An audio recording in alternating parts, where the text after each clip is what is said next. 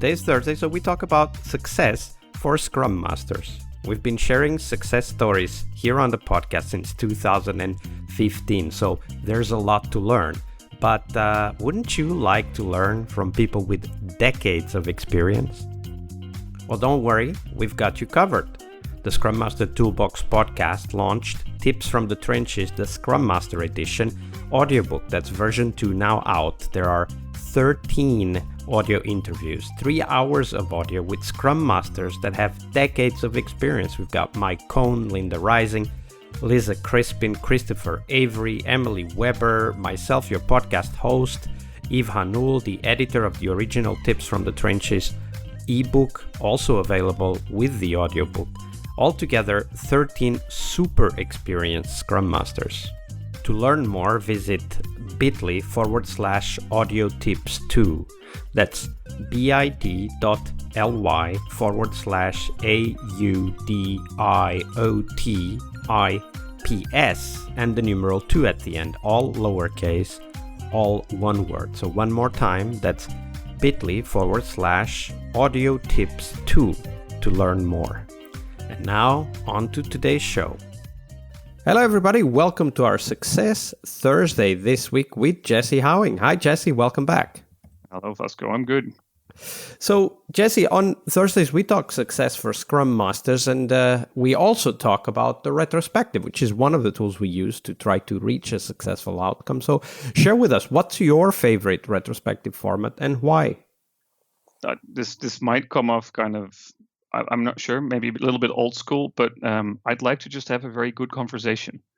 It might work with some teams and it might not work with others, but in the end, we're using a lot of different kinds of formats and different kinds of techniques and different kinds of ways to get people to have a good conversation. And once you can really get to the point with the team and you can just sit down and just say, is there anything that we really should be talking about?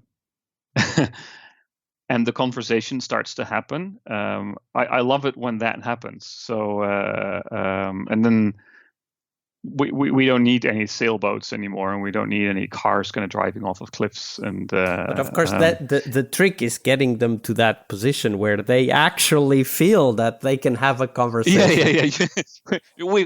We've done a lot of different kinds of retrospectives before we get there, but my favorite retrospective format is a good conversation with a cup of coffee. Very good. So, well, let's walk through that then. So, think about a team where you were really able to get to that level, and talk to the process of getting there. Maybe some lessons learned in the process, and also how did you end up facilitating that good conversation retrospective? Basically, I tend to spend a lot of time getting to know the individual people on my team when I'm working with them. As a Scrum Master, it's not just as a Scrum Master, it's as a person, having lots of kind of individual one-on-one coaching conversations, trying to understand what people are doing, how they're working, what drives them, and basically what's happening within the team.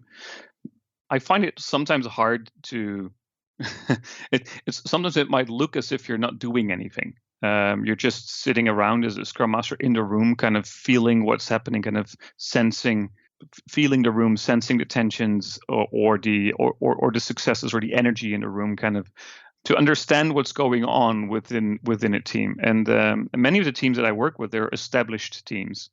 Like 5 or 6 years ago, with my previous employer, I would usually start with a team, and then we would build out that team kind of from the get-go, working with people that I already knew. So that was much easier.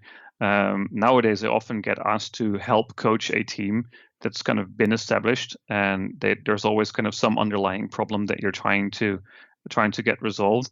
And it's much harder to get to that point once you don't really know the people yet. And it's much easier if they've kind of your colleagues for a couple of years already. So the teams where I work with, kind of from our own company, people I've worked with, and I had Friday afternoon beers with for a long period of time, made it a lot easier to kind of have these kind of conversations. You knew what their life was like. You knew what was going on at home and these kinds of things. And I did take that into many of the kind of future engagements where working with people, understanding who those people are, what makes them tick, what's their home situation like, how they came to their current position, just was a very kind of eye opener to me, especially as we started doing more projects with teams in India. There kind of the big differences in cultures and big differences in motivational drivers. And also remote, right? Yeah, often remote. Sometimes the team would be kind of fully working from India. I've had that situation as well, where even kind of their product owner and kind of everything was there, but at scale we were working kind of with them remotely. So I traveled there and I spent a couple of weeks with those teams and trying to get to know them better and trying to understand kind of what their career progression looked like and how they would. Usually they were kind of have very different, sometimes very ambitious, far more ambitious goals than the average Dutchman in life and what they wanted to accomplish, and have a kind of a fully kind of already kind of grown plan of what they were going to do to accomplish it. And they were going to spend so much time in this company, and then they wanted to go to another company. A life plan. Yeah. Wow. Complete life plans, and career very often was an integral part of that. A lot of people that I work with here in the Netherlands, if you ask them what are your plans in 5 years, it's going to still be happy. But on the other hand, learning about these aspects of people's expectations and life plans, as we call it, opens them up to having simple conversations that can actually quite quickly go into these deeper topics of collaboration and maybe, missed expectations that happen between teams or even between team members in that, as you called it, conversation retrospective. Yeah. And then it really helps that if as a Scrum Master, you're putting in that effort, often you'll see that other people will mimic kind of the same behavior within their teams. You're having those conversations in the retrospective. You're starting to have these kind of conversations. We did exercises there where we had people kind of draw a lifeline where they would show ups and downs in their lives and share information about kind of things that were outside of the work context, what things that made them very happy in life, things that made them very sad in life, but still in a very safe environment where people were allowed to share whenever they wanted to share, and nobody was kind of required. And just having that respect as well. It is okay not to share something if it doesn't feel right. And people should value that just as much as the people who are sharing the information. So we were kind of pretty cognizant of those kind of topics. And it turns out that everybody has gone through, probably everybody has gone through hard times, and probably everybody has had very happy moments in life. And for some person, that was that they got married, and for some people, it was that they got the job that they wanted. For other people, it is that they got their first son.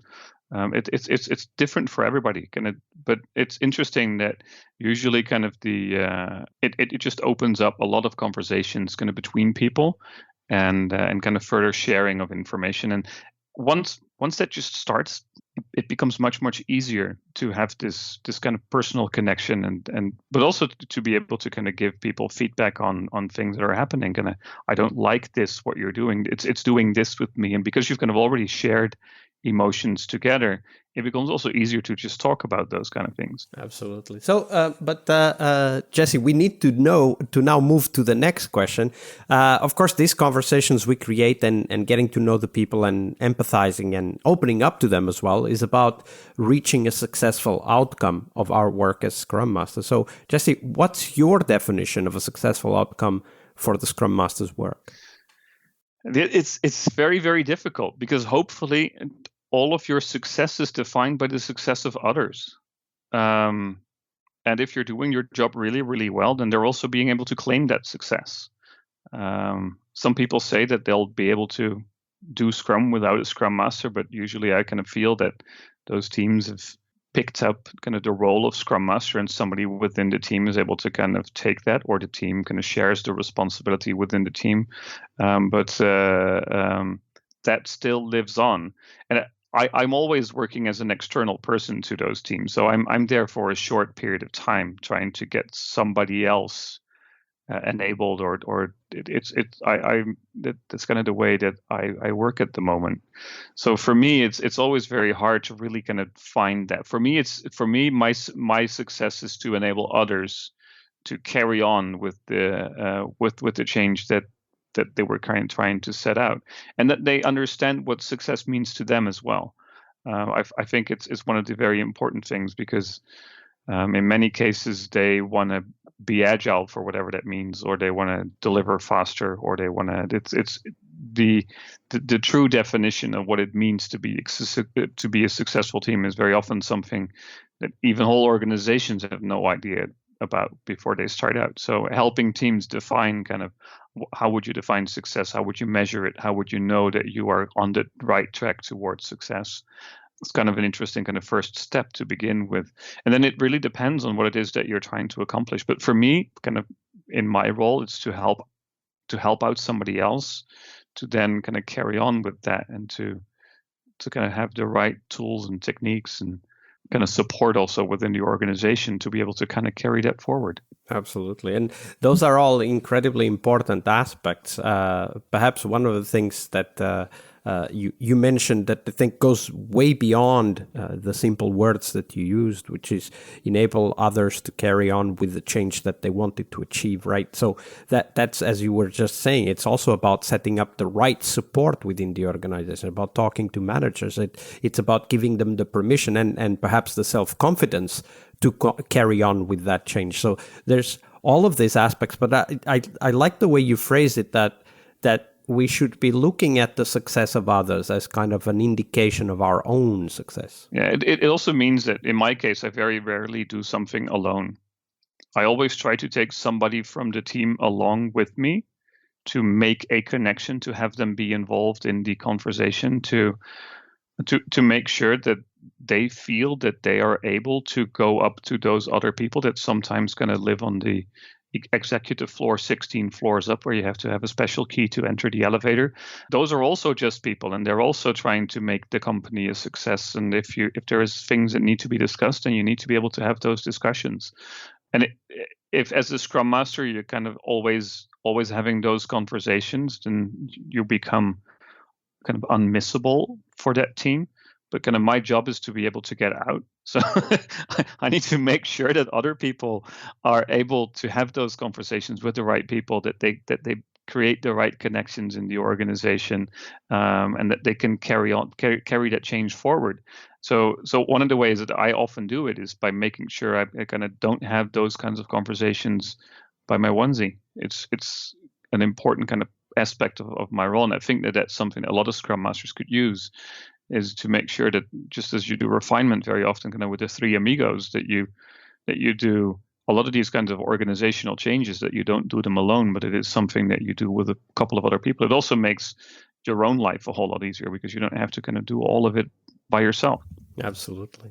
And those people that you do it with are the ones that will keep on promoting and progressing the change when you leave. Hopefully, yeah. It's a great set of tips. Thank you for sharing that, Jesse. You're welcome.